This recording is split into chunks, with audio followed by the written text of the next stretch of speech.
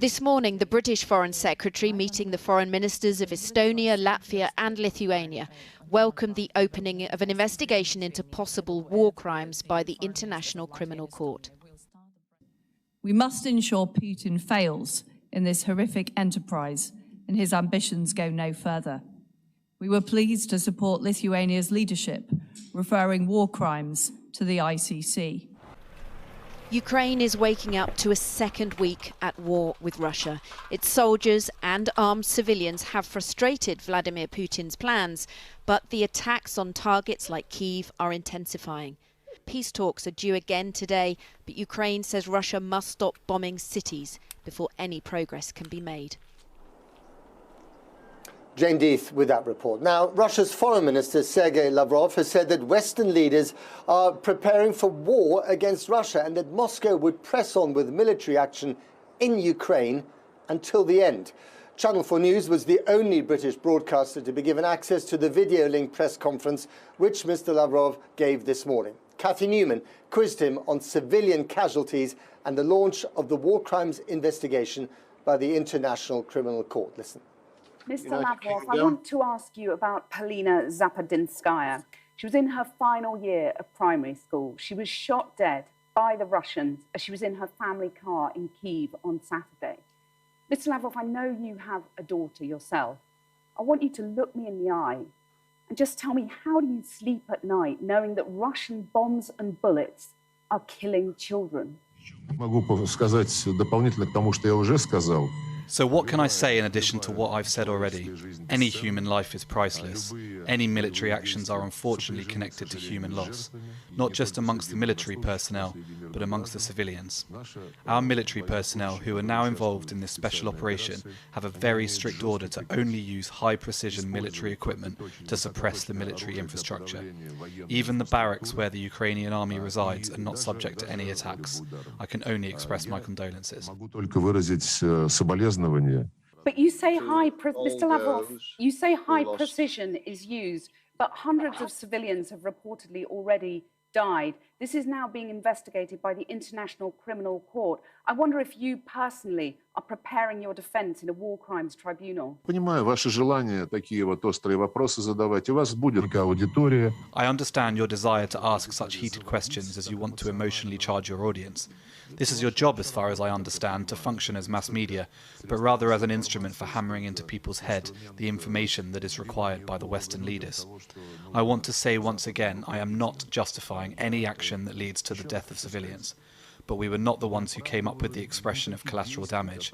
It was coined by our Western colleagues during their escapades in Iraq and previously in other countries, Latin America, Libya. Have you once used the same emotional charge covering the events in Iraq and Libya when there were hundreds of thousands of civilian casualties? I can't recall. So I see that your question is a rhetorical one. Yes, absolutely, Mr. Lavrov, I have. But this is, you started this war. Polina's blood is on your hands, isn't it, Mr. Lavrov?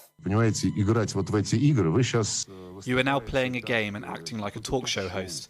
If you want to know my personal opinion, I believe I have already expressed it very clearly, including the humanitarian aspects of the current operation.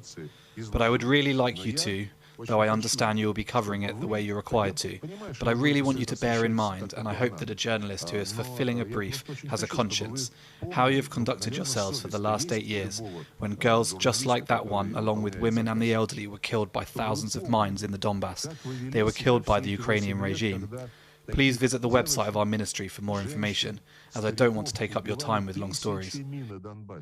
If you are that concerned, as you are right to be, of the humanitarian consequence of any military operations, then God is willing for you to look at those pages which you have so far preferred not to touch on in your professional role.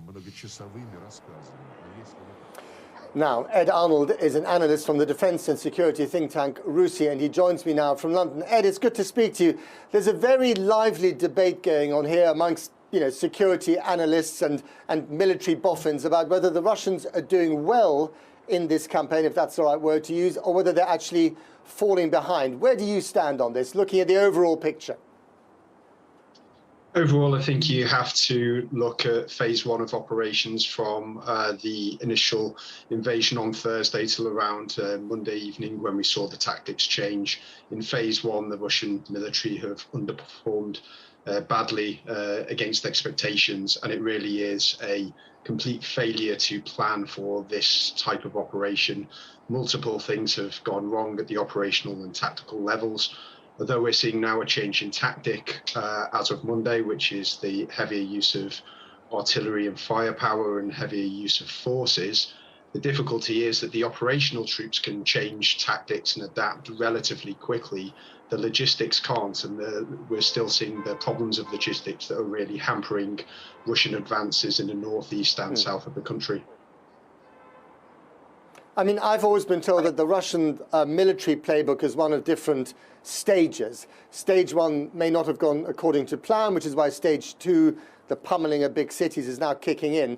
But when you look at what they're doing in the south of the country especially, things seem to be moving in their direction there, don't they? Yeah, so to cover the south first, the advance has been far quicker and less hampered by the logistical issues. If we look and see what they've already achieved, they have control of Donetsk and Luhansk, although that is contested at the moment. They now have a land corridor from Crimea to Russia. They have taken Kherson in the south, and they are also moving that. So they are also to the west of the Dnieper River now, which gives some options. However, I see that while the military objectives seem relatively clear now in terms of targeting the population centers and using traditional Russian doctrine, the political objectives are now getting wider and wider because, taking Kharkiv, for example, that was a population center which was actually relatively pro-Russian, not anymore. So the more brutal that the military measures become on the ground, the less chance of some form of political victory for Putin. Right. Ed, why are we not seeing more Russian air power? Because, it was always said the Russian Air Force is much superior to the Ukrainian one. We've really not seen either side using their Air Force very much at all. Yeah, so from the Russian perspective, it is actually a little bit of a mystery. The initial invasion started with long-range precision fires to take out some Ukrainian air defense and essentially to blind their Air Force, striking runways and taking out radar, but then it wasn't followed up while the Ukrainian Air Force was vulnerable, and that has severely hampered phase one operations. I mean, there's multiple factors to that, ranging from low levels of confidence within the Air Force, very poor ground to communications, even down to a lack of precision-guided munitions. On the Ukrainian side, we have seen some effective use of the Air Force, and the fact that the Air Force is still operating 7 days into this conflict is remarkable. There's some drones on some logistics convoys. However, I think the Ukrainian Air Force really do need to protect what little assets they have left in case they want to counterattack or break out from one of the cities. They will need that air power at some point in the future. Finally and briefly, Ed, if I may, is it still possible for the Russians to achieve one of the possible goals of partition of Ukraine? They take the east of the country, everything from the Dnieper River to the Russian border, and they leave the west as a kind of rump Ukraine. Yes, potentially. I think the operations have gone so badly for the Russians that they actually need probably a protracted tactical pause, which will then allow them to reset, sort out their logistics issues. So it kind of gives them a good opportunity to encircle the population centres, move to a position of strength, probably around on the Dnieper River, and then have some form of dialogue and allow them to reset and then potentially move on to a larger phase of the country. Ed Arnold from RUSI, thank you very much indeed for joining us. The other big story, the human story, of course, is the massive exodus of refugees from this country. Over 1 million now in the first 7-8 days of fighting. That is quite extraordinary. Let's speak to Shabia Mantoud from the United Nations Refugee Agency. She joins me now from Geneva. Shabia, thanks for coming on the program. The numbers are staggering, aren't they? Indeed, this is a major refugee situation where we're seeing so many people really having to flee their homes on foot, by car, and we're seeing this has happened in the space of just 7 days. So 1 million Ukrainian refugees have now been forced to flee their homes across the region. And as the cities like Kharkiv and Kyiv get pummeled, that number will just increase, won't it? Well, we're seeing these increases happen minute by minute, hour by hour. In some locations at the borders, there are queues for up to 60 hours. So we're expecting a steady stream of arrivals to those neighbouring countries. So as in the absence of peace, we will continue to see more and more people be forced to flee their homes. Their lives drastically change because of the conflict. And while the reception and the solidarity in those neighbouring countries has been really encouraging and overwhelming, in fact, it doesn't really substitute for the fact that these people have been driven from their homes. I mean, after years of the civil war in Syria, we saw 1.5 million, mainly Syrian refugees arriving in Europe. That was an overwhelming number. And politically, it was very contentious for many countries, including Germany, to take in that many people.